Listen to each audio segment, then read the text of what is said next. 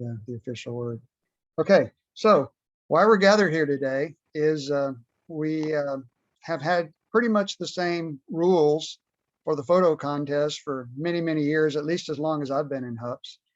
And it keeps coming up. Why don't we think about changing the rules?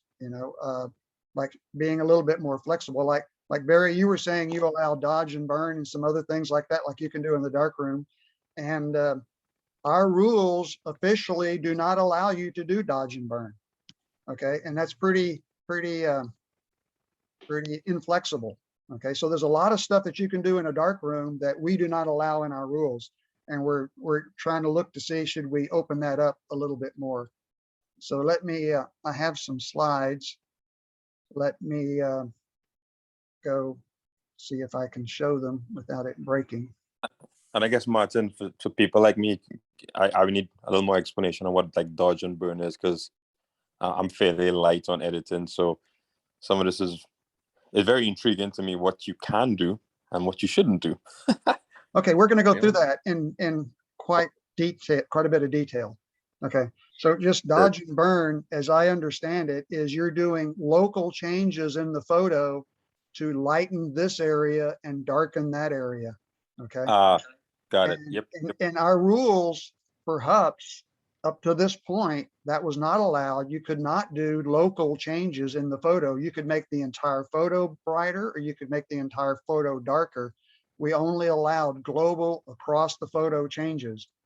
And so that's kind of the craziness about this, that people have been doing dodge and burn local lightening and darkening of film for 100 years.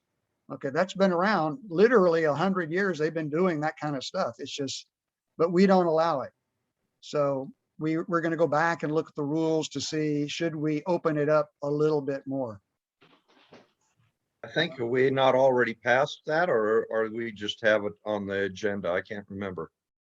Let me just get into my slides here. Okay. If I can get it working. Let me see. Let me share.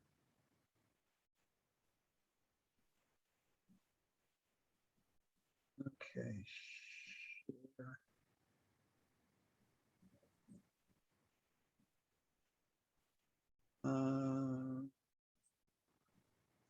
Okay, I think I got it.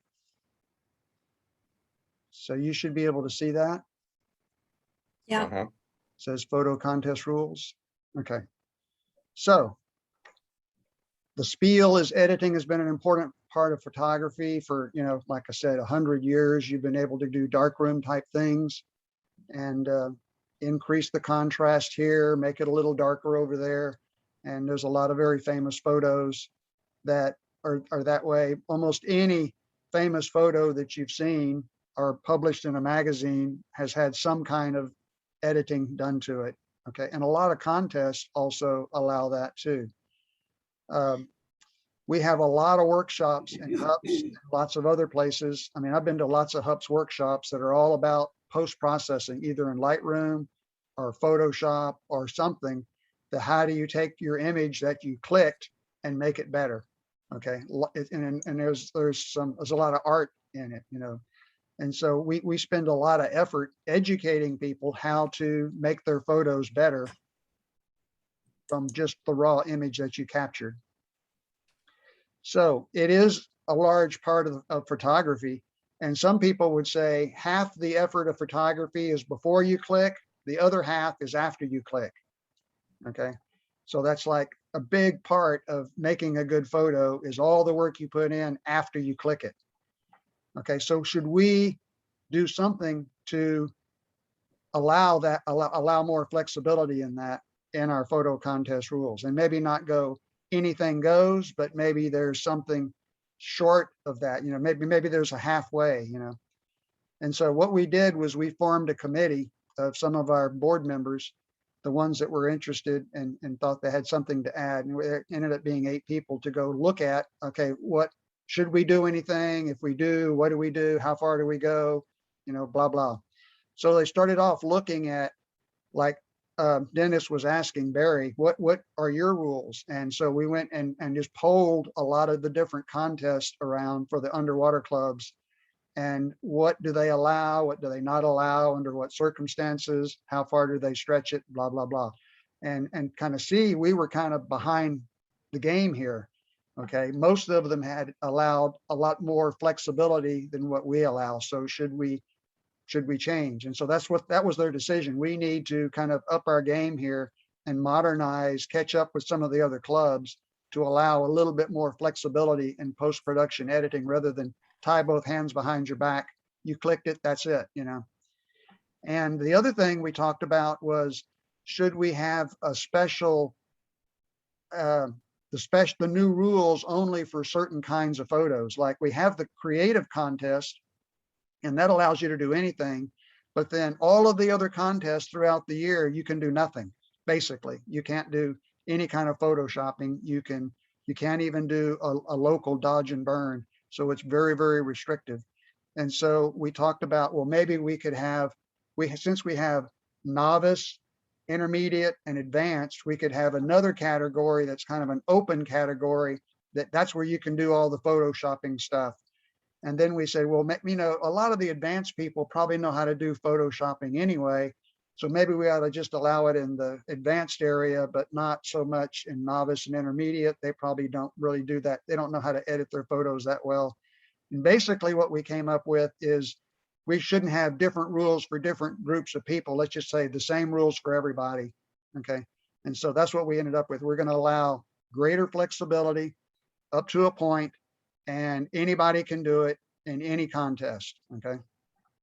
So when I say greater flexibility, there's lots of shades of gray here. Okay. Martin, if I could interject something, because my own personal experience here, when I get back from a trip, I edit up a whole bunch of photos that I select out, and I do a lot of editing on them, and some of them I would do dodging and burning, and some of them I wouldn't. And obviously that didn't qualify, but when I was selecting them, when I was actually entering the contest, I didn't remember if I had dodged and burned them or not. Yeah. Well, what I did for me personally is I would go in and edit my photos and try to get a good photo if I could. And then if I wanted to enter that one in a contest, I would go back to the raw file and re-edit it with HUPS rules. Okay. All right. Well, I'll be there in a bit. Okay. So because I didn't want it, because that was the same thing. I couldn't remember what I had done or what I had not done to get that photo. But in Lightroom, it's really easy. You can go back and look at everything you've done to that photo and go back to the raw. And then what was the next thing you did? What was the next thing you did? And you can go in and see exactly step by step, how did that improve the photo or not? But rather than go through all of that, I would just start over. Okay. And one of the reasons I did that too is as I got more experienced with Lightroom, I got a lot better at Lightroom. So what I might have edited a couple of years ago, if I re-edit that, I can get a better photo out of it, you know?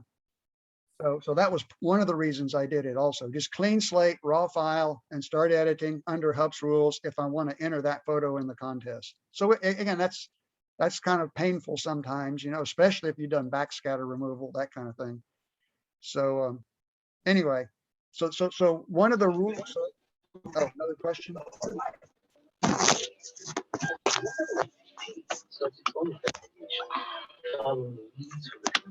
Is that a question?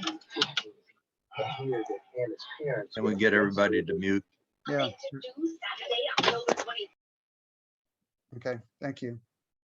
So shades of gray. The current rules, you can only do global Lightroom edits, and that's it. Okay, anything has to be across the photo. You can't use brushes, you can't use gradients, you can't go in there and dodge and burn. So it's pretty restrictive. We could have opened it up and said, okay, we're going to allow local edits like dodge and burn with a brush or a gradient or something like that. That's not too bad. It at least allows you, you know, brings you up to the way photography was done 100 years ago, maybe, you know, but it doesn't give you a lot of flexibility. The next step up would be, you know, full Photoshop, but don't let people add, remove, move content around, anything like that. And that's kind of where we decided on for the new rules. Now, we could have gone a step further and say, we would allow content manipulation where you could take that fish and flip him around or rotate him a little bit. I want him on a diagonal, so I could turn that fish on a diagonal within the photo or something like that.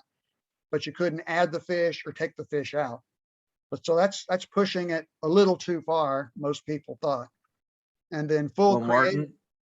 Yeah. Martin, if a person wants to flip left to right with an image, that's a global edit, so they could do that. I don't know why Yes, they no, would no, no, want no, to, no, but they no, could. no, I'm not. No, yes, I'm gonna explain that, the difference. Yes, you can flip left, right of the entire photo, but you cannot flip left, right of a fish within a photo. If I have two fish going in the same direction, I cannot grab one fish and flip him around to face the other fish. If you know what I Got it. cannot flip Got it. objects within the photo. So I'm talking about objects here, okay? And I'm going to explain that a little bit more in the next couple of slides. So yes, so I'm talking about content on all of these, okay? You cannot move, add, or remove. You cannot move, add, or remove any content, okay? And you cannot flip, rotate, or move any content, okay? You can flip or rotate the entire photo, but not content within the photo, okay? That would be a very local specialized edit, okay? And then full creative mode, that's what we allow in the creative contest. So you can kind of see, this is, I mean, there's a million other little notches you could put in here, but I tried to boil it down to just like, 5 shades of gray from our old rules that were very, very restrictive to the creative contest. There's a lot of variability in there, and we're picking a point which I feel is somewhere about in the middle, okay? It's not full creative. It's not just, well, it's just a baby step. I think it's a good step, that it's not too far. We could have gone a little bit less, we could have gone a little bit more, but it's somewhere in the middle. Okay, does that make sense to everybody so far? Yes. Okay. Okay, just to briefly go over some of the other contest rules, these have not really changed. It's the 1080 vertical by 1920 horizontal. You cannot swap those two unless you're going to rotate the photo or something. It has to be 1080 vertical by 1920 horizontal. And that's because that's how it's going to be presented on the screen. That's the maximum resolution that can be presented on the screen. Anything over that is just a waste. And Barry, like you were saying, I get these 6,000 by 8,000 or 4,000 by 3,000 photos every single month. Okay. And I tone them down to fit this, and that's okay. And it's just a waste on their part and taking up internet bandwidth to send all that junk. But it's easy to do for me. I have a little script that I go through and change them all. So it's not a big deal. And the other thing we do is we get the photos early. So I have some time to do that. It's not like I don't get the photo the day of the contest. I get them like, 3 days before the contest. So there's plenty of time. And then the 1 megabyte, same kind of thing. I get these, whatever it is, 4, 5, 6, 8 megabyte photos that you have to tone down to 1 megabyte. And you really can't tell the difference. There's no reason to send that. On the naming, I'm backing off on the naming. I'm not, it's in the past, there were pretty restrictive rules about it had to have the month and it had to have the year and it had to have the level. Nobody really does any of that. So all I need is your name and a number. And I have a lot of people that don't even do that. They just send me a thing called image, And so I have to figure out whose image that is. So anyway, those rules haven't really changed that much. What we're going to talk about are the editing rules. Yeah, nor have anybody's habits changed in the years I've been working with it. No. Same people. It's like Barry, it's like you said, the same people are your frequent offenders, So the photo editing rules. So this is pretty open loop, it looks like. So The acceptable things are you can electronically manipulate the photo. That's pretty open. Okay. Local or global. But what this really means is you can flexibly edit the photo. Okay. So you can use all the power of layers and selecting and masking and all of that stuff in Photoshop you can use. You can very precisely control the contrast, the color. So this you can do very, very precise dodges and burns with these things. So you can go in there and just make this little spot in the photo a little brighter, or take that shadow and put a little line around it and make that shadow go away. Take that whole fish and make him brighter. We're allowing all of those kind of things. You're just adjusting the photo. You're not adding anything. You're not subtracting anything. You're just adjusting the photo, but we're allowing it to be very, very precise with all the masking and selection and everything that the power of Photoshop. The only thing that we allow that is non-global is removing of backscatter. No. What do you said? Did you say edit or remove? No, the only editing that we allow currently and in the future Currently, yeah, that current. is, that's non global is Yes. removal of backscatter. The old rules, that's the way it is. You could not go in there and do a little dodge or burn in that area where you make that little part of it a little brighter. You would not, that would be a local selection.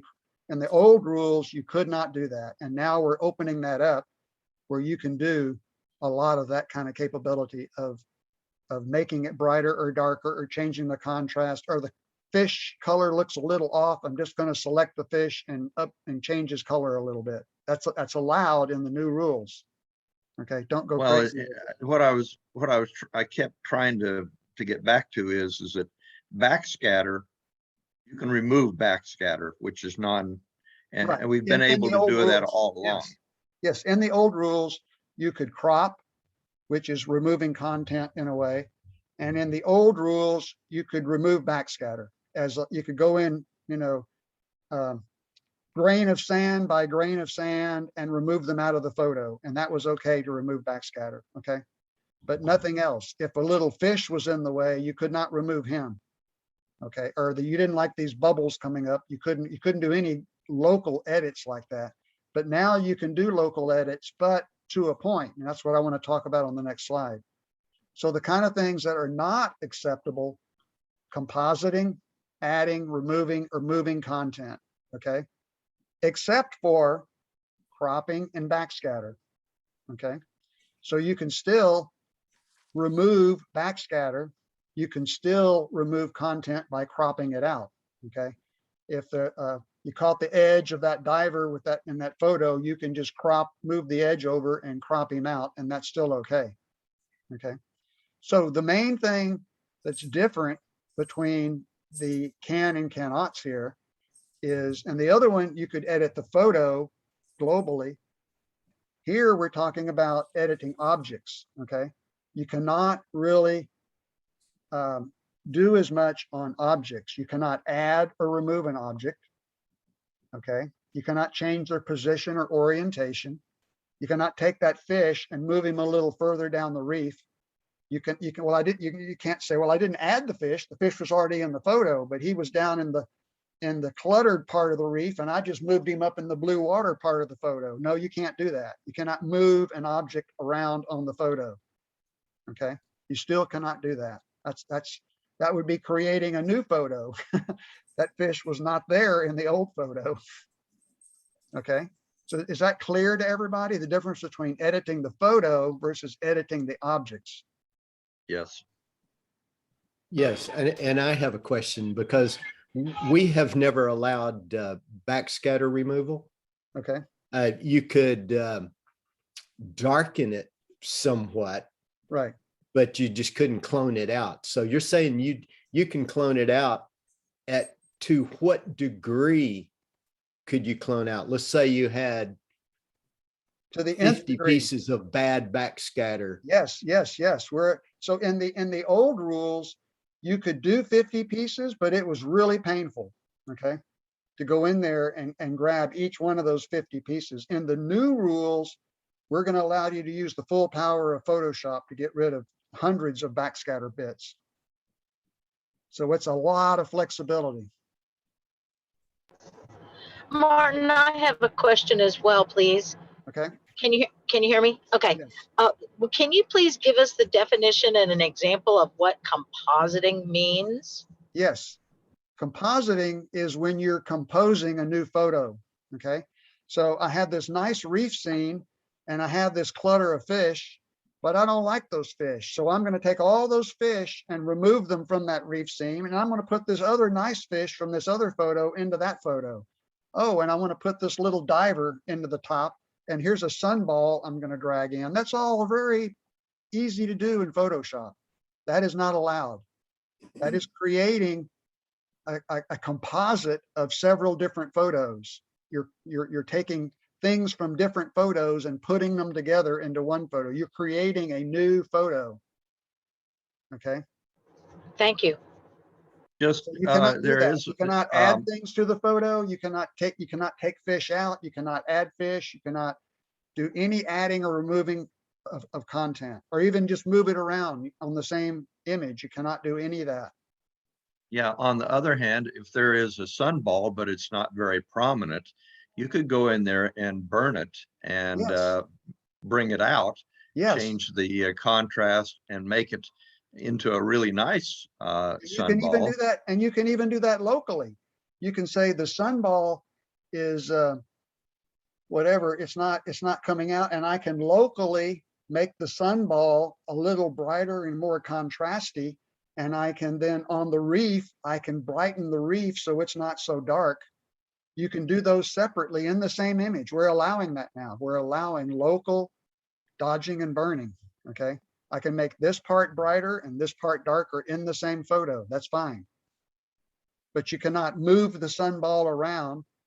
Okay. You cannot move the fish around. So you cannot do moves of objects in the photo, but you can do local dodging and burning. Is that, There Justin, is is that one, clear? there's one tech. I'm sorry. Oh, I was going to ask Justin, is that clear what we're talking about? Yeah, very clear for me. I'm following.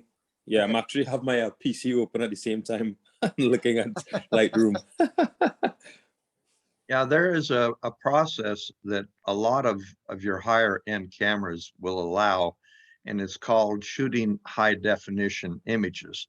And when you do that, you're basically taking 3 or more photographs at the same time at different densities, and they are combined usually in the camera, and you end up with an image where you have detail in the darks and detail in the light ends, more so than any single picture would have. Now, somehow or the other, I don't have a problem with that because it's all done in the camera. Yeah. But maybe it blurs the rules. Well, that's also really hard to do underwater without it being on a tripod. It is.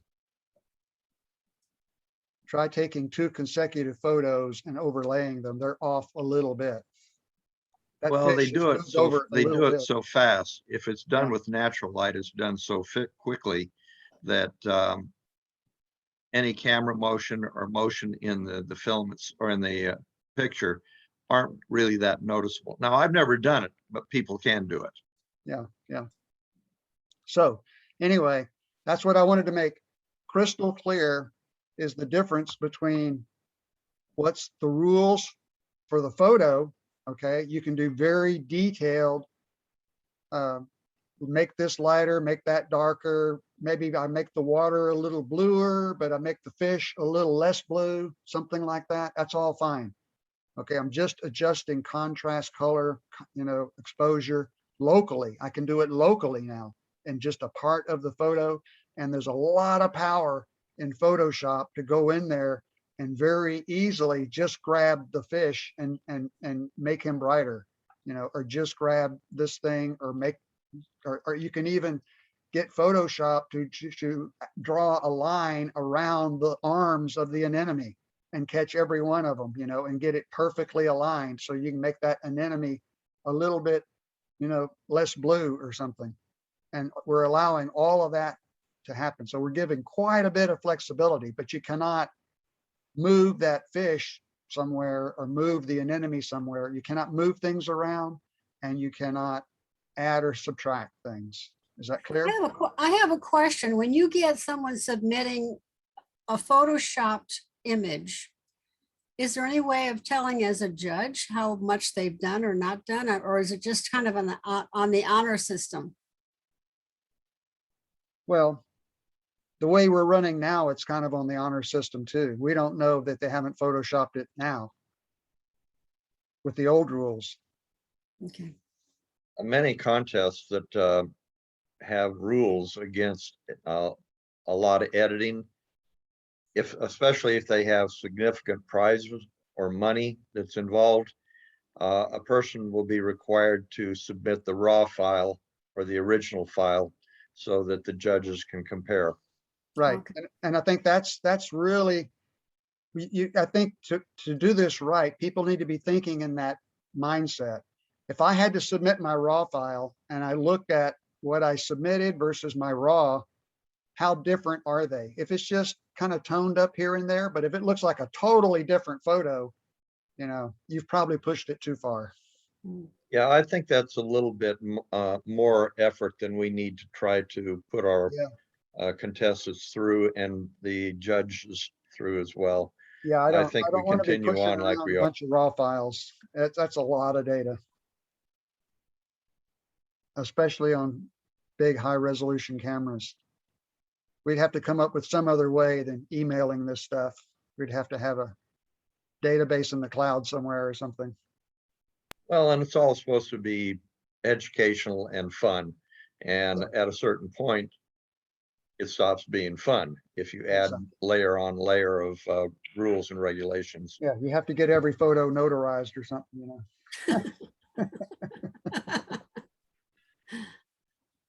Yeah, so it is kind of the honor system. And like I said, we don't know that some people aren't photoshopping them already. So this is just letting everybody else catch up to them, maybe. Okay. Yeah, I guess for me, it's really good education because I try to shoot the shot in the field with the camera as best as possible with the lighting, exposure, because in my mind, that's the ultimate. There's some shots that I pretty much just send as is because I'm like, this is good just as it is. I don't have to do anything in Lightroom. Yeah. So I guess That's the best. Yeah, that's the best. Yeah, so that would be my advice to people in terms of like, hey, the rules are there to keep it equal and to provide a framework for fairness in a competition. But where you really want to be is to shoot it in the field right, Right. And my feeling is if you shoot it right in the field, you're going to end up with a better photo than if you have a crappy photo and you're trying to editing it to make it a good photo. Yeah. At least for me, I haven't been very successful at taking a crappy photo and doing enough edit to really make it look great. But I I'll can tell you make it something look else. okay, but that's about it. I'll tell you something else. And the reason why I learned that is sometimes I take a photo, I put it in Lightroom, and it looks worse after I edit it. Yeah, right? I've had that exact experience. Yes. It looks terrible. And I just go back to the original. I'm like, I like the original. Well, I'm probably the king of crap polishing.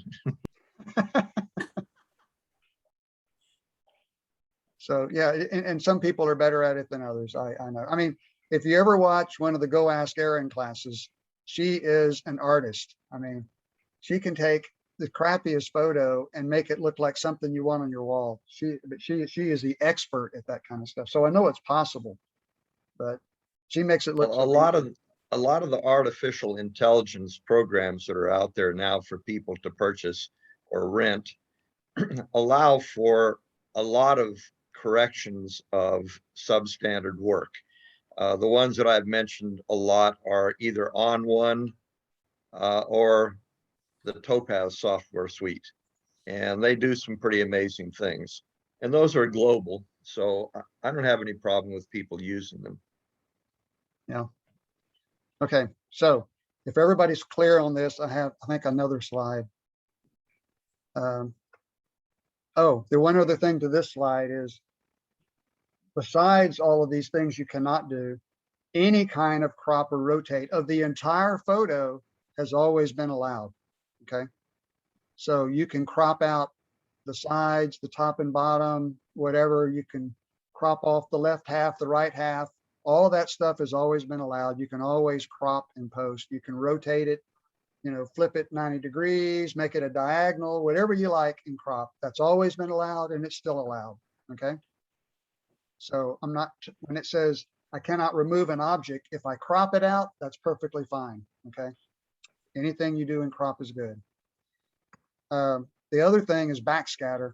We've always allowed backscatter, only it was very painful to go in, pixel by pixel and pull it out. But now with Photoshop, backscatter removal is like a whole new art. There's like at least 6 different ways to remove backscatter in Photoshop. And you can go in there and get the bulk of it with one method, go back and get the next 5% with the next method, and go in and get all the little detailed dots with the third method, and clean it up with the 4th method. And that's perfectly fine.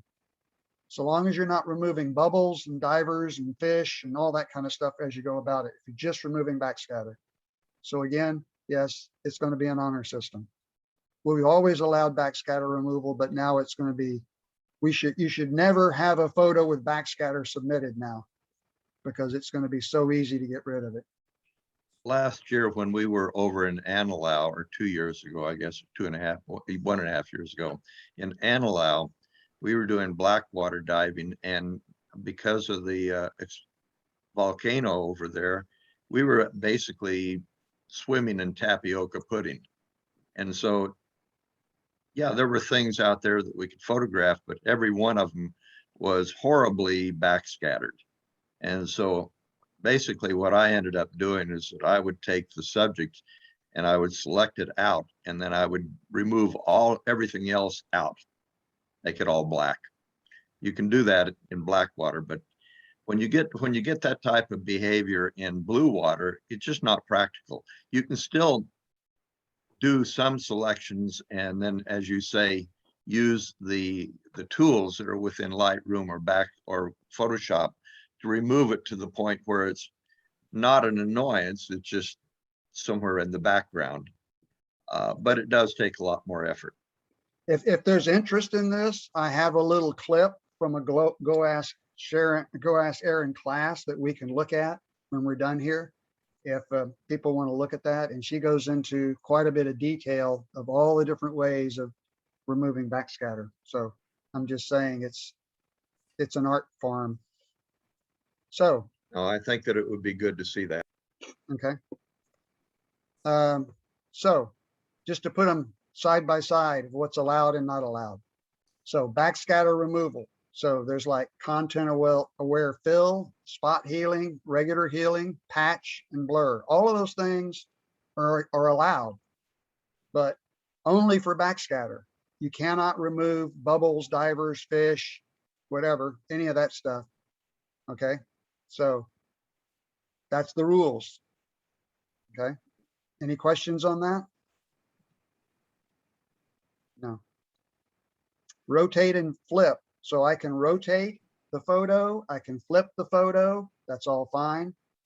You cannot rotate, flip, or move an object. The entire photo you can, but not an object. I can't go into the photo and grab that fish and flip him around the other way in the photo. Okay, so photo level stuff is fine. Object level stuff, be careful. I can crop the photo. I can crop out anything I want. I can make the photos tiny or whatever. I can change its aspect ratio, change the shape, the size, whatever. But I can do that on the whole photo. I cannot do that on an object. I cannot go in there and make that thing smaller or bigger or whatever. Oh, that fish in the background, if I made him a lot bigger, it would look a lot better. No, you can't do that. You can crop it, but crop the photo, but you can't change a particular object size. Okay, all the capability of Photoshop layers, masking, selections, filters, brushes, gradients, all the dodge and burn, all the precision that you can get there are all allowed, so long as you're just adjusting the photo. And you can't, but you cannot be doing compositing. You cannot be picking different bits and pieces from all your photos and putting it into this photo. Well, this would look better if there was a whale shark in the background, you know, that kind of stuff. So any questions to any of that? Does that make sense? I do have a question. Okay. You're talking about Photoshop, and just like Dennis was saying a moment ago about Topaz, they have programs like Topaz Denoise, which is an incredible program, and it'll get all the noise out. And Dennis, there is masking within that denoise. So even though you're saying Photoshop, does it have to be Photoshop or Lightroom? No. Or can it be something like Topaz or whatever? Yes. Yes. Those are going to be allowed. Got you. Well, Because the it's the- Apple people would be doing it with Aperture, I would imagine. Right. Yes, Aperture, of course, is no longer, well, no, not Aperture. Yeah, it is Aperture is no longer. Isn't that correct? Oh, okay. I'm not an Apple guy, so I don't know. I Yeah, just yeah, remember I believe it. I believe it went away when Marty and I were working on the keyword programs for Lightroom and Aperture. All of a sudden, they said, "Well, no more Aperture," you know. So I'm sure there's people that still have them out there. So our programs were just for then Lightroom. Okay. Any other questions? Okay. I think that's that. Okay. You want to look at the little backscatter clip? Yeah. Yes. Go do it. Before we do, Martin, is it possible that we get a copy of these photo contest rules? Somebody want to run these by our group? I can send you this slide set if that's what you want. Yeah, that'd be fine. Okay. Yeah. I mean, y'all have got some good ideas here. And so I just wanted to run them past our people and see what they would like to do as well. Okay.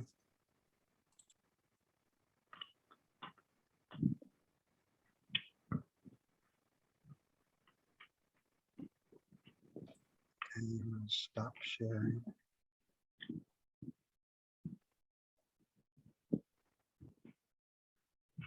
I had this thing all queued up, but I think I've lost it now or something. You know how that goes. It's forgotten its cue. Okay, there we go. There we go. I got it. Okay, let me share it.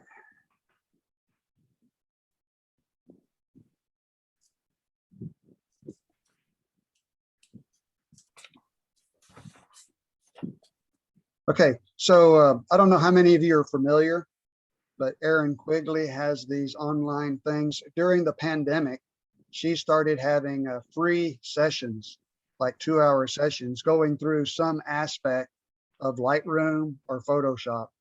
And she's done this like 40 times or something like that, where there was like every Monday and Wednesday or something like that, twice a week, she was doing these sessions and she would record them.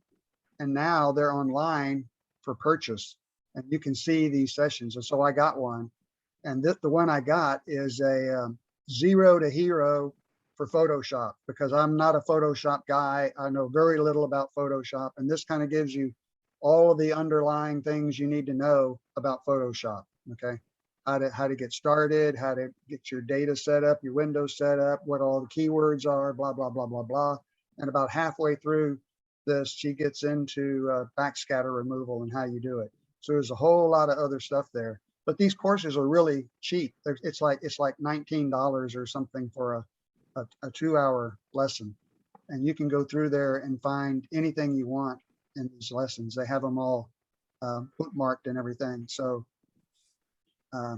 it makes it pretty simple. So this is just one that I'm going to, Before you start, can I ask a question? okay, Are you going to be playing the whole thing? no, Oh, okay. it's a 2-hour video. Right. Well, that's what I was concerned with, because I have this one too, and I was going to say, bye, guys. And So if- also, I wouldn't want to infringe The upon, copyright. yeah, Yeah. Aaron's copyrights. But if you're just going to do just a clip of it, she would probably appreciate that. So I'm just advertising for her. There you go. That's what I mean. Okay, thanks. So it is Photoshop 0. Can y'all see my screen? Yes. Okay. Yes. Yes. So it's Photoshop 0 to Hero. She's done several of those. This is number 4. But at the bottom, she has all these little bookmarks. And then these are all of the things you can click on. So if you want to know, well, how do layers work, or the color picker, or whatever, what are blending modes, you can just click on and go right to that part of the video. If you just want to, okay, you know, I kind of get most of it, but I want to look at this one thing. You don't want to have to fast forward through it, you know, and all this kind of stuff. So this is really handy that they have all of these things that you can click on to go look at whatever thing you want to do. So since backscatter is a big question, you know, about what's allowed and not allowed, I clicked on the backscatter part, and we can watch some of that if you want. Okay, here we go. Thanks for sharing that. I just logged on to her website. That's really good. In Photoshop. Because I just want to quickly show you the main tools that you would use they're kind of similar to the ones in Lightroom, but they're smarter, they're better, they have more options. So over here in the toolbar, the one that's easiest and the one that's most like Lightroom is the spot healing brush tool. To change the brush size, you use right or left bracket on your keyboard. That's all I'm doing now. You can also use 2 fingers on your mouse or trackpad. Just depends what you have set up. If you hold down Shift while you do that, you're going to have the edge of the brush be harder or softer. If you look up in the very top of the left here, watch that right where it says 250, you'll see that now the edge is very hard. Now the edge is very soft. There's a better way of seeing that. On Mac, if you hold down Control, Option, click, you get this red icon. Side to side changes the size of the brush, up and down changes the hardness or softness of the blend of that brush, okay? And you get this little statistical box that tells you what the hell you're doing, but really you just eyeball it, okay? So that's on a Mac, Control, Option, click and drag. I think on a PC, it's Alt, right click and drag. It's on the keyboard shortcut list. So you get a brush and make sure it's in normal mode. And you can choose either content aware or proximity match. Content aware evaluates a large group of pixels around the cursor. Proximity match just looks at the cursor, the edge of the cursor, and evaluates the pixels around it. So you'll get a feeling for which one is better to work with, but ignore create texture in the middle for a while.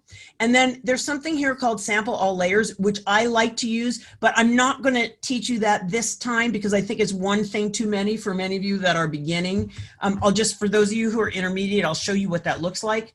I'm going to make a copy of the background layer, which I always do, Command or Control J, jumps the pixels into another layer. You can also say layer, new, layer via copy, and you'll see the keyboard shortcut right there, Command J. The reason I do that is so I can have a good before and after.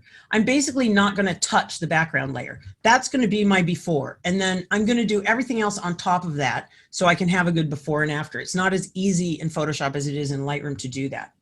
All right, so layer 1. If I were just to use this spot healing brush straight on layer 1, I'm going to zoom in on some backscatter here. All you have to do is make sure the brush is bigger than the thing that you're, and actually I'm going to give it a little bit of a softer edge here. So you just have to make sure that it's bigger than the thing you want to remove, and you just click over it. And Photoshop is really good, but I don't know if you can see, but in content aware, I came up here, I was trying to get rid of this blotch and it won't do it because it's evaluating. There's so much backscatter in the image that Photoshop thinks I want more backscatter to replace the piece that I'm clicking on. So sometimes when you're on a solid background, proximity match does a better job because it only looks at the pixels immediately around the outside of that cursor. And you can see that that's doing a better job. You can also see that you'd have to open a vein if you had to take out all the backscatter like this. Again, it's a lot better than it is in Lightroom, but still it's a pain in the ass. Okay, so now that's just working straight on the background layer. For those of you that are a little more advanced, let me show you how I prefer to work. And that is instead of copying a layer, I just click the little plus sign down here and get a new layer. It's empty. You can see that checkerboard, there's nothing in it. And because I have sample all layers checked on in the tool options bar, I can just work independently. So now I'm going to come in here, get rid of this stuff. And when I just look at layer 2, and by the way, to just look at a layer by itself, either you turn the eyeballs off from everything underneath, or you can Option or Alt click on the eyeball. So that's what those changes look like on layer 2 if I'm just working independently. I would change the name of that to something like cleanup. And I actually like to do that because that means if I've made a mistake that isn't immediately visible to me, that I'm going to be able to go back and just erase it from the cleanup layer instead of having to clone over it or patch over it if I've, mashed it into layer 1. But if you're not ready for that, don't worry. It's fine. Really, don't worry at all. Okay, I want to move into the next tool, which is the healing brush tool. And the cool thing about the healing brush tool is it's not automatic. You set the point at which it heals from. So I'm going to Option click here. If I hold down Option or Alt, I get this little target, and I'm going to just line it up and click. Now, when I move the brush out, you can see that it's giving me a preview of what I clicked on. So if I want to get rid of this thing here, that fish poop or whatever it is, all I have to do is like line it up, and now I'm going to click and drag. Pretty nice. So you would use the regular healing brush instead of the spot healing brush if you really wanted to do precision work and choose the pixels that you're going to use to make that change. All right, what about this goober down here? Well, I might try something called the patch tool. So the patch tool has 2 different modes, content aware and normal. When in content aware, you can work in your own layer. When in normal, you can't. You have to work on a mashed up layer, a flattened layer, composited layer. But I'm going to work in content aware right now. And the way the patch tool works is you draw around the thing that you want to change or move or destroy, and then you put the cursor back inside the middle. And you get this little arrow that appears. Don't be fooled by the direction of the arrow. You can drag this in any direction, and you drag it to a clean area. And then that didn't do very well, so I'm going to change perhaps to less structure. You can see I can change this in reverse here and more color. And you can get a different effect. So once you have drawn around something and moved it, if you don't like the result, you can change this after the fact. Structure pays more attention to edges. Color pays more attention to gradient and the actual tone and hue of something. So if you don't like what you got, you just play with this until you get something you do. The patch tool is extremely useful and a great tool also for doing things like, let's say here, I've got this piece of backscatter or even this long fiber here that's interrupting this fin, and there's a pattern on the fin. So I could just drag around that. And now as I click and drag, I get a preview of what I'm matching it up to. So when I let go, it does a great job. Now, whenever you click and drag with a selection tool, and a patch tool is a selection tool, you get this little border called marching ants. What that means is the marching ants are saying, hey, Photoshop, just pay attention to what's inside this animated loop. Okay, so a selection is something that says Photoshop is only going to work inside there. If I grabbed a brush now, and let's just get a different color here for a second, and I paint in the pixel area here, you can see that even though I'm clicking and dragging on the outside, it's only painting inside that area. So a selection tells Photoshop, I only want to work inside that marching ant area. That is the only active area. To deselect, you're going to hit Command or Control D for deselect, or you're going to go select, deselect, and you'll only see that if you have an active selection. All right, so those are really important tools. The stamp tool exactly copies something. Now, you'll notice I'm zooming in and out of this image. The way I'm doing it is Command or Control minus, minus, minus, or plus, plus, plus to zoom in. When you get zoomed in, if you want to navigate, you hold down the space bar, temporarily gives you a little hand, and you click and drag. So you can navigate your way around the image that way. I'm going to zoom out a little more here to show you what the stamp tool does. The stamp tool identically clones pixels. So you set the source for the pixels, Option or Alt click, and then again, once you click and drag, basically, oh, I can see that I'm only at 50% opacity. I should have checked the options bar. Silly me. I'm gonna go back. Okay, now you can see it's exactly cloning wherever I paint. So we've got, you know, our zombie apocalypse fish. It's perfectly suited for COVID days. And, you know, I can turn this layer on and off and it will go away. I could mask out part of it if I wanted to, but you get the idea. Those are the kind of elbow greasy tools that you're, elbow greasy, is that a phrase? That you're going to use to get rid of backscatter. But I do want to show you one quicker way to do it. And I'm going to open a different image to show you that. I think we'll go with our, let's go with our standard horrible crinoid picture here. I'm going to Command or Control E to open this up in Photoshop. I would never, ever, A, keep this picture, or B, try to get rid of that in Lightroom. It's just impossible. I'm going to make a copy of the background layer, Command or Control J.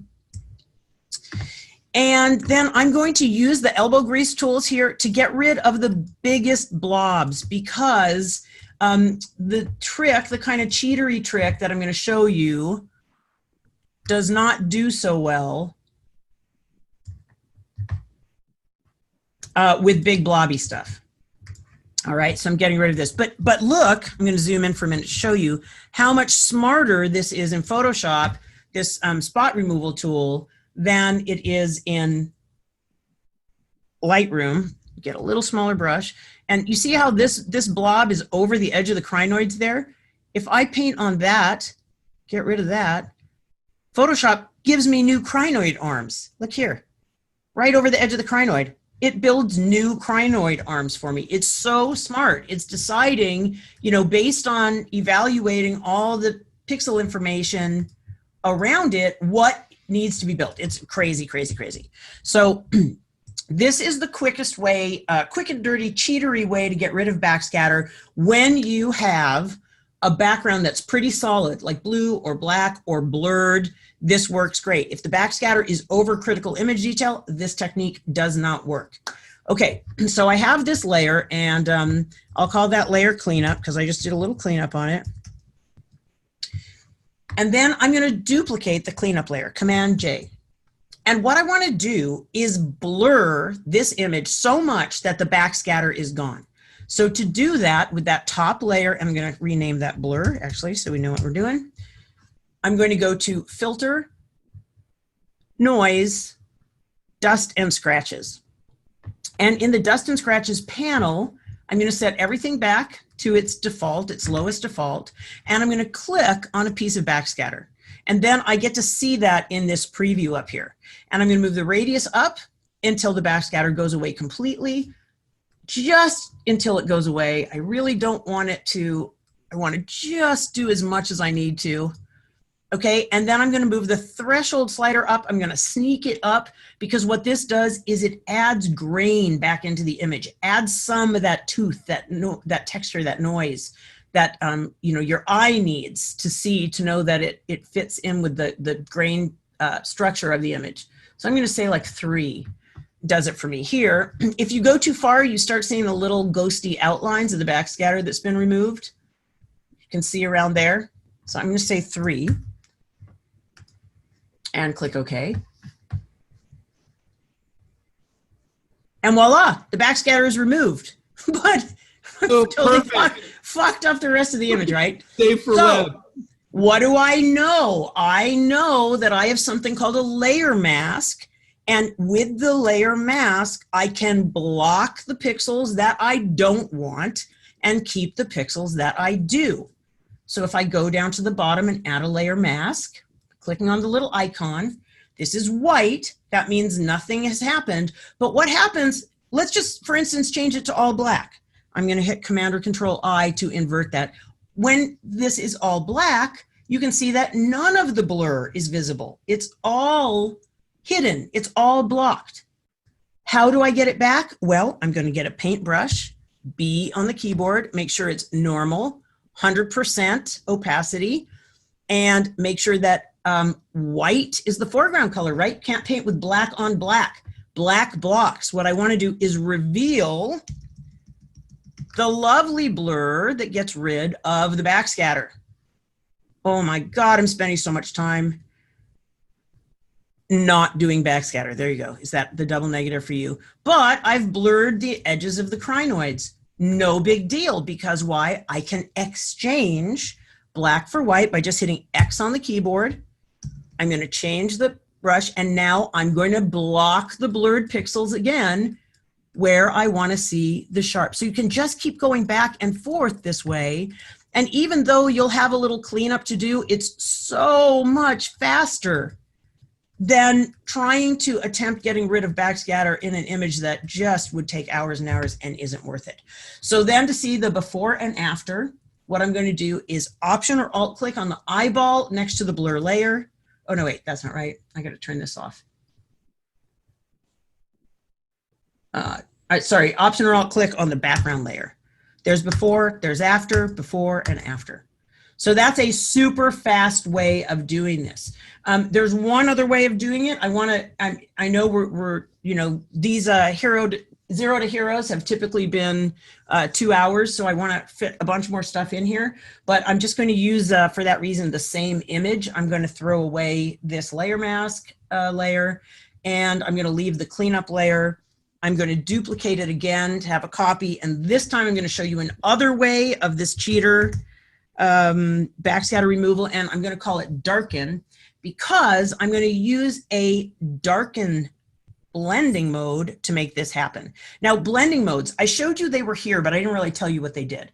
What a blending mode does is it applies instructions to the selected layer. In this case, it's the layer I named Darken.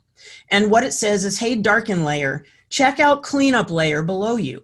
And any pixels that are brighter than you on the cleanup layer, darken down to your level. Well, right now, there's nothing that's brighter because these layers are perfectly aligned. So they're totally lined up, so all the pixels are exact. But if I move the pixels on the darken layer, what's going to happen is some of the blue pixels, which are darker, are going to move over some of the brighter pixels beneath, and those brighter pixels, the backscatter, will get darkened. Well, how am I going to do that? I'm going to use transform, Command or Control T, because all I have to do is make that darken layer a tiny bit bigger, or move it in one direction or another. But I found it kind of works better if you make it a little bit bigger, and it's going to knock out the backscatter. So watch what happens. I'm also going to hold down a keyboard shortcut. I'm going to hold down Option or Alt while I drag on one of these corners. What that does is it makes all 4 corners move at the same time. If you don't hold down Option or Alt, just the corner you're clicking on moves. But Option or Alt, watch what happens to the backscatter. It's gone. It goes away. So I hit return to get out of that transform dialog box. You have to tell the transform dialog box you're done. And now we're going to do kind of the same thing, right? We're going to add a layer mask to the darken mode, and we're going to block the fucked up pixels of the crinoids, only leaving the beautiful, clean blue water with no backscatter in it. A keyboard shortcut for you guys to know, because in this case, I want to add a black layer mask. There's more that I want to block than I want to keep. So I might as well start with blocking the whole thing and paint back in the area I want. So I can either just add a layer mask and then Command or Control I to invert it, or I can hold down Option or Alt while I click on this icon. Boom, I get a black layer mask. Now what color am I going to paint with? Has to be white, right? Because black blocks, and it's already all black. It's already all blocked. I don't see any of that darken effect here. So I'm going to click X on the keyboard or this little arrow over here to exchange the foreground and the background. And then with my brush, I'm just going to brush in the image and again, brush away the backscatter. Why would I use this instead of the other one? Because the other one didn't work great. I mean, every image is going to be different, really and truly. So it's just, and those of you who are new haven't yet had this branded into your brain, like those kind souls that have stayed with me this whole time. But you need to have a bunch of tricks in your bag of tricks. And the more tricks you have, the more tools you know, the more workarounds you know, the better you are as an editor. And it'll kind of inform the direction that you're going to go in. Okay, have y'all seen enough of that? Yep. Yeah, I think so. She's in areas that I would never use. Yeah, it's pretty, it's a lot of power there. Yeah, I have other tools that are other process ways of getting rid of complex backscatter. I don't know if they're any better or not, but they work for me. Okay, so any questions with any of the rules? If not, I want to move on to themes for next year. Just quickly go over those. Let's see.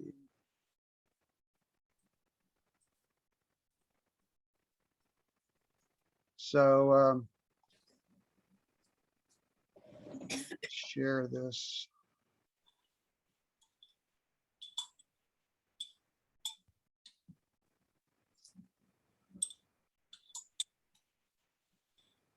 Okay. So can y'all see the themes?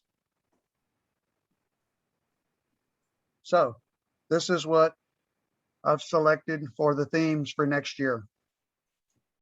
I don't think there should be a lot of questions about these. I tried to have non-ambiguous or reduced ambiguity in these themes, but we can discuss any of these that you want to go over. So January will be monochrome, single color, pick one. February, man-made or Rex. March is turtles. April, angelfish and butterfly fish. Martin, would things that are still in use like rigs, would they work? I would think, yeah, because it is a large man-made object on the bottom. A rig. Okay, What I just didn't want is trash and debris. I found a bottle cap down there, so I took a picture of it. But it's man-made. what about things like piers? I would think a pier would count. Yeah. Because it's man-made or Rex, it's not just Rex. It's Man-made man-made Rex. or Rex. Yeah. Yeah. Yeah, okay, good. I got it. Any large object made by man on the bottom. So I didn't want, trash and a tennis shoe and a bottle cap and a bottle or whatever, stuff like that. But yeah, I would think a rig, a pier, anything like that would be fine. Turtles, angelfish and butterfly fish, eels, that's always a popular one. Macro, smaller than a, oh, I see a typo there. This says grapefruit and it says orange here. You need to pick one. Which is smaller, orange? Orange.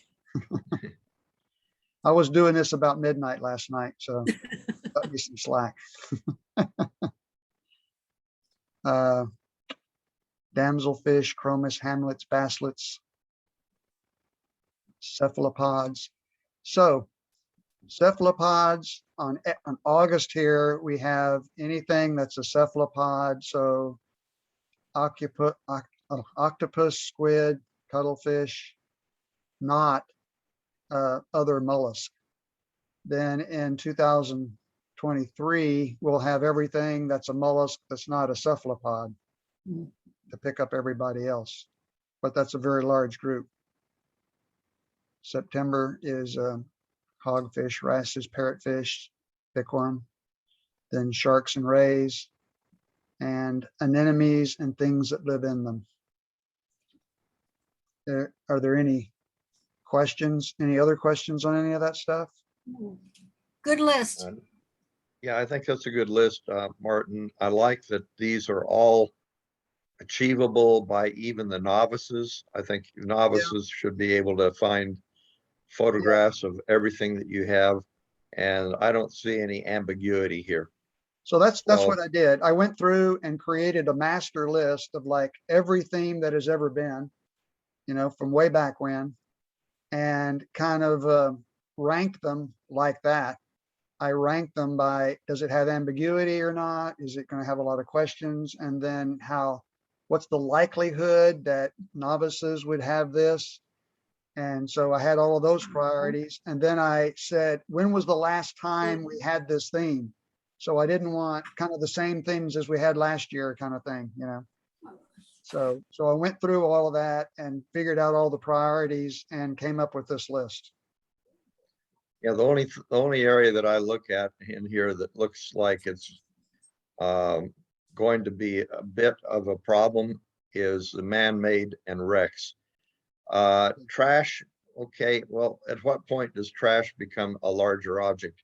If somebody throws a washing machine overboard, is that going to be okay, or is that trash? Or if they put like I have a beautiful picture of a tricycle somebody threw out there. Yeah. I would have liked to have entered that in here. Okay. So you tell me, how can I make this clearer?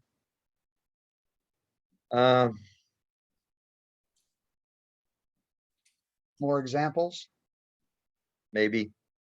I think that maybe just say, okay, anything smaller than anything that's man-made that's smaller than the size of a basketball. Okay. Don't enter it. Okay.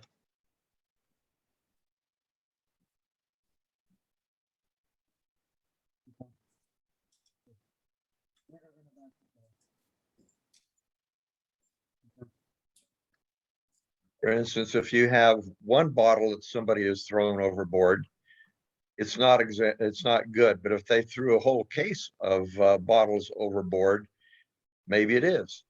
Yeah. Or a bottle that has a fish in it or something.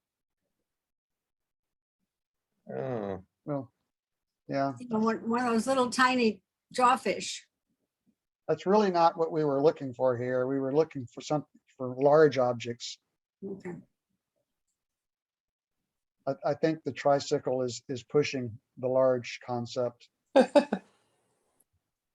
Looks good for next year. I'm excited. We could do one of those, you know, those old bikes that have the huge wheel in front Yeah, that were big around the 1900s. so it might be left up to the judges whether they think it's big Yeah, enough. well, you know me, I'm usually very accepting. Yeah. I accept a very blurred concept of the contest categories when I'm judging. Yeah, and again, it's just so that people aren't just sending in anything, is to kind of get something, some kind of organization to it. So, and I have the list for 23 also, but I don't have it in this form yet, so I haven't done it. But I think I can tell you what the categories are going to be. Well, and the other thing is the judges have discretion of how they want to weight whether or not it meets the category or not. I have a sliding scale in that. It's not an on-off. It's Right. like I say, okay, that really is a good one. I don't knock anything off. If I see something that is very borderline, I probably knock something off of the overall rating. Right. Yeah. Yeah, I don't think theme should necessarily, unless it's just blatantly in the wrong theme. If it's gray, you shouldn't just DQ it because it's gray, you know, if it's a good photo. It's on the edge. Take off a couple of points or something. Okay. Any other Good job. questions? So I'm gonna send this list out, and I'm gonna do the 23 list and send it out. Also, I just have to format it into this form. It's in a spreadsheet now. Nice job, Martin. It's very clear, very informative. Yes, really good. If you didn't mind, I would love to have that as well, because you've got some great topics here, and we're always scrambling and trying to figure out topics. So that'd be wonderful. Yeah, the topics Other are thing, easy to get. Barry, you're because- going to be able to find this entire thing on hups.org, our YouTube channel. Yeah. We'll actually post it, but I'm sure that Martin will send you the PowerPoint or these Well, the lists. Barry, the topics are always on the hups.org website. We always have the topics, so you can go there anytime and see what the topic is for the next year. Okay. I just haven't put these up there yet. I'm thinking about our contest chairperson and whether he would be able to spend the time to watch the video, you know, that, so I'm being a little Yeah. proactive here. Yeah. Can I ask, so people say I want to ask a quick question and then the answer is 4 hours long. So I don't need a long one. So when we judge our photos, it's done by popular vote at the meeting. And sometimes not the best photo ends up winning. Right. I don't know how to say that any more Yeah. politically correct. How do y'all do your voting? Yeah, we have a dedicated team of judges that judge every photo. And it's a lot of work, and they've been doing it, some of them for years, but I think it does improve the quality of the judging. Have expert judges. So it's pretty much the same person Yeah, for the it's a whole team- year, or It's a same team of people? 6. It's a team of 6 for the whole year. Yeah. Oh, wow. That We have would to be have some a work. minimum of 3 judges that actually respond. Yeah. And the other thing that Martin has been doing, and actually we've been doing for quite some time, is we encourage the judges to comment, to critique individual images, so that the person is getting feedback on what they like and what they don't like from individual judges. Some of them, like myself, I go into too much detail. Others don't put anything in. So yeah, the people really like the comments, and it's a lot of work for the judges, but the contestants really like that, especially the novice and intermediate, because, you know, they put in, this is the best photo I've ever taken. You know, why did I not get any points on this or something, you know, and so they want to know why it's judged down or why they won. Maybe that was my 3rd choice out of 3. And I didn't think, I just kind of put the 3rd one in there, and that's the one that won. And why is that? And they'd like to get that feedback from the judges, but that has to be professional judge. That can't just be the people voting, you know. But To give you an idea of the judges that we have David Lenderman, myself, Ken Kinesic. I don't know, is he still a judge? yes, And myself, or to say that, Tom Collier, Jesse Conselmo. and These are Mike Bruder. people that Mike Bruder. could enter in advanced, but sometimes you get the people that win year after year after year. It becomes a bit of a barrier for people that Yeah. want to move into the advanced group. I would consider these all advanced emeritus. Yes, most definitely. But I also remember going to C-Space, which I happen to have a C-Space t-shirt on today. That wasn't by design, but I just happened to have it on. I remember talking to some of the judges that said they were getting death threats from the contest when you had the open judging. I mean, I enjoyed watching it, so I can understand why your membership would love it, but at the same time, I don't want. Well, you're talking about the comments? Yeah, once they see the comments, or John doesn't like my photos and he never votes for my photos, and Well, we keep it all confidential.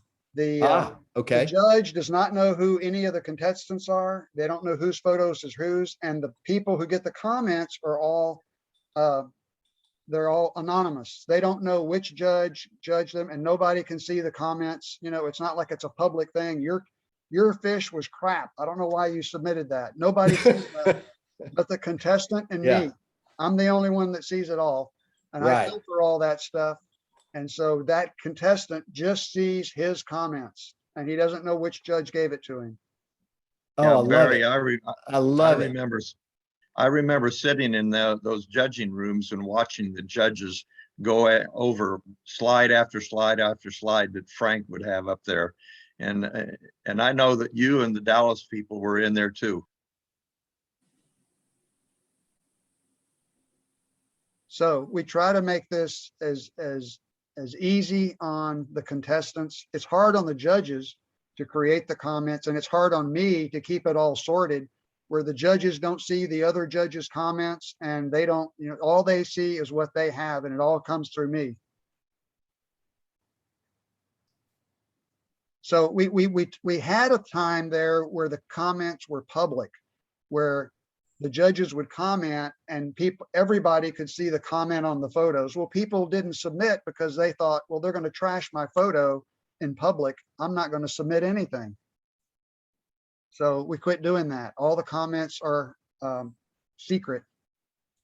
Yeah, that was exactly what I was worried about, because some people can take it, the criticism, and some people can't, and some people can take it today, but next month when it's their best photo they feel they've ever taken, Yes. and it gets totally trashed. So we certainly don't want people's feelings hurt. So I really like the way you guys are doing that. Yeah. Well, thank you. Well, like you, we've had a lot of years to hone our skills as far as the photo contest is concerned. And we've had some times when things did fall apart.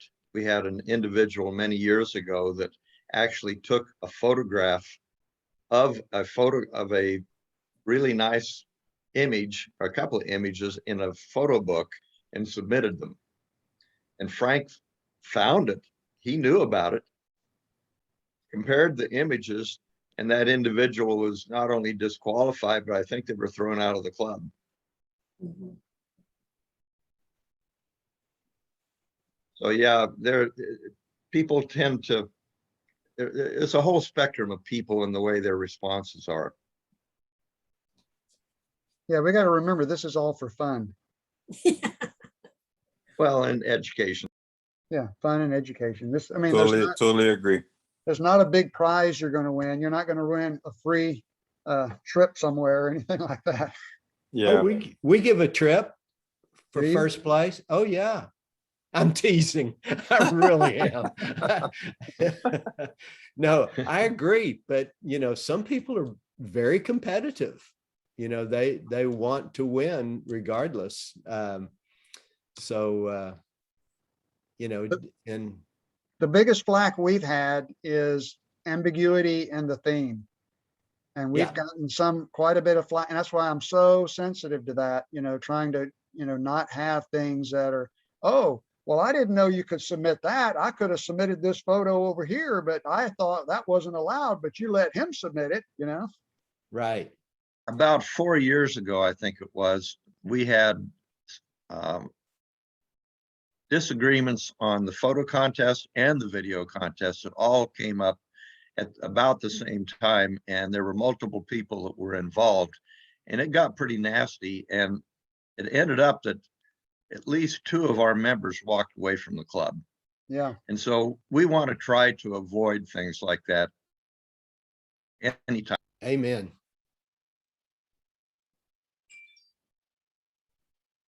So that's, And there's nicely done. there's a lot of good topics that you can have on photographic techniques and things, but those tend to be ambiguous. And so I'm trying to shy away from those, If it says cephalopod, that's a scientific name. Yeah. You know what a cephalopod is and is not. There's not a lot of debate. But Yeah, this year we had one that tended to get very marginalized, and that was fish in a hole, or things in a Yeah. hole. yeah, that one was we had a lot of gray things there. That's where the judges have to decide, okay, was that really a hole, or is that just something that they threw in because they didn't have anything Well, better? Well, it was supposed to be, something surrounding the subject in the photo, where you had like a fish in the middle and something surrounding the fish. But when it said fish in a hole, they had a eel coming out of a hole, over there somewhere, there's a hole and this eel is coming out of it. And so they kind of missed the point of the photographic technique. One of the best photographs we had was that little blenny that was coming out of the, I guess it Coral. was a barnacle. Yeah, it was like a call. I think that was one of mine. Yes, it was. That was a beautiful shot, but was it really the contest topic? I said, finally, I said, okay, it's too damn good not to give it a good rating. Thank you. Was that yours, Justin? Yeah, that was his. Yeah, that was mine. Yeah. I was like, it's a hole and there's a fish in it. On you go. But so I guess, Barry, one of the things I would kind of throw in is maybe have some of your members kind of stalk our page and see, the contest subjects and see the winners, right? So it kind of helps that way to give people a perspective of, narrowing their manipulation temptations to what Dennis and Martin was saying, and also to see the quality of the judging, right? Oh, I agree 100%, Justin, and I hope they do. I shared this meeting on the Dupes Facebook page, but I'm the only one here. Yeah. But it's a Saturday, to be honest, and people have things to do. But when they can go back and look at the PDFs like what Martin was talking about, and be able to listen to these comments, and I'm going to try to get our secretary to send out information once this video gets posted, that some real good information here. Really is good feedback. And I think sometimes people don't realize what goes behind the contest and what kind of thought goes behind the contest and the judging. And they may want to start doing the judging and the feedback the way you're talking about.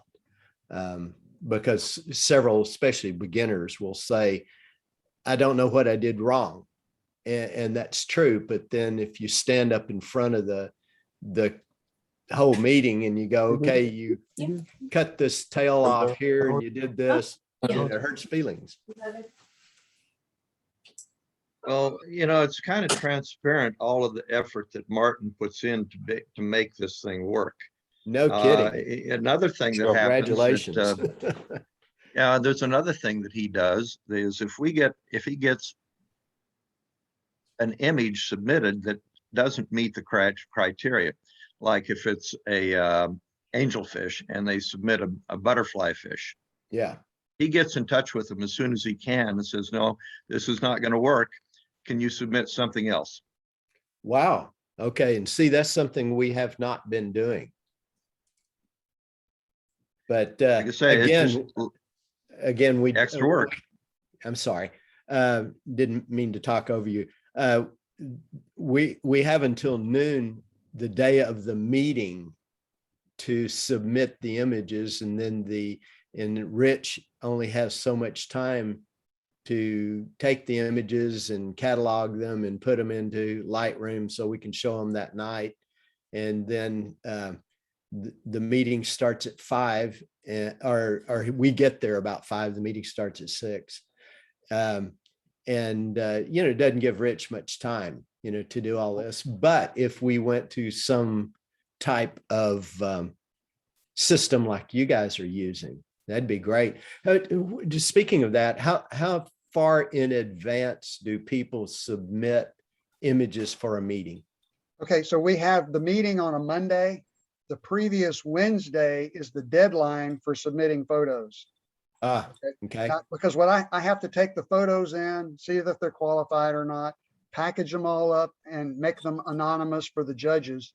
And then I submit them to the judges like about Thursday.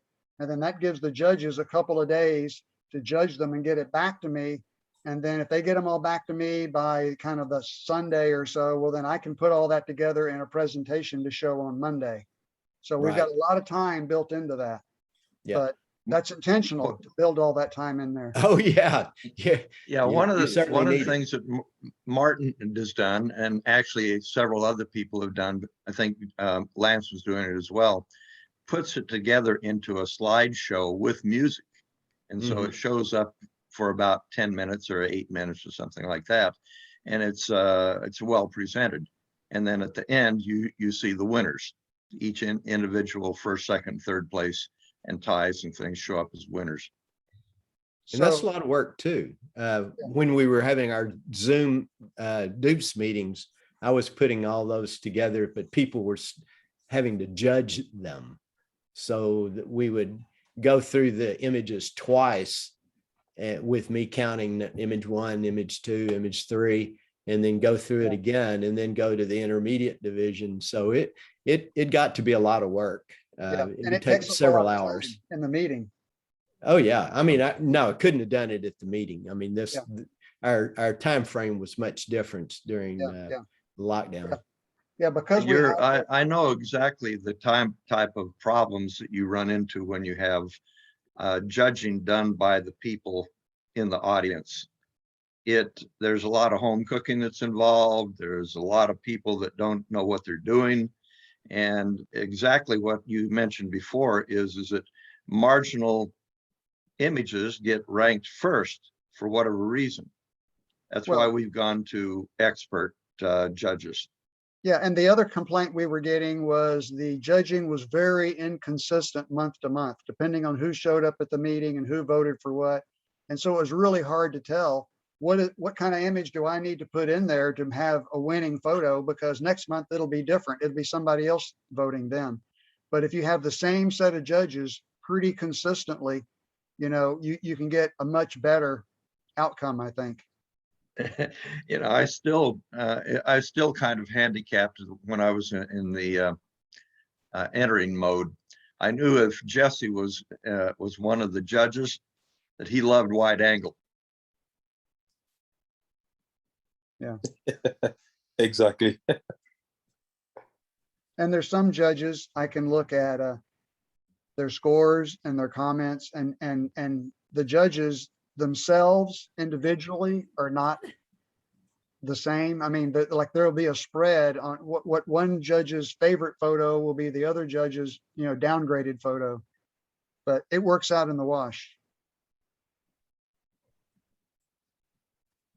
Hey guys, I'm gonna have to drop. This was really informative. And Barry, just let me know. Dennis has my contact, and Martin, if you want me to present, I'm happy to do it. Oh, that'd And be wonderful. Thank you. Yeah, and I just It will probably be stalking in your website. 22. No problem. I just started stalking your DUPS website, so. All right. Yeah, there's not much on that website. So, I mean, it's been very basic, but we've got some good photographers, and Yep. we just have the minimal amount of information on the website. Yeah, Yeah, we'd Barry, love I'm to going have to you. send you the information on Bert Jones. He's going to be talking about the Bird's Head Seascape, and he and Maureen will be. So I know that you have a lot of people up there in the Dallas area that would probably like to rub elbows with Bert and Maureen again. Yes. So I hope that you guys show up en masse like you have in the past. You bet. Now, what's the date on this? It'll be the November 1st, Okay. 7 o'clock Monday. All right. Wonderful. Dennis, it I'll is send gonna you be the on- information. It's going to be on Zoom for Hey, sure, guys. right? Yeah, See you guys. Bye, Bye, Justin. Bye. Thank you, Martin. You're welcome. Yes, thank you. You did a good job today. All right. I guess I'll take off too. So Bye. good seeing you, Tammy. Good seeing you again. Nice to see you, And, Barry. Take care. you too. Okay. Bye-bye.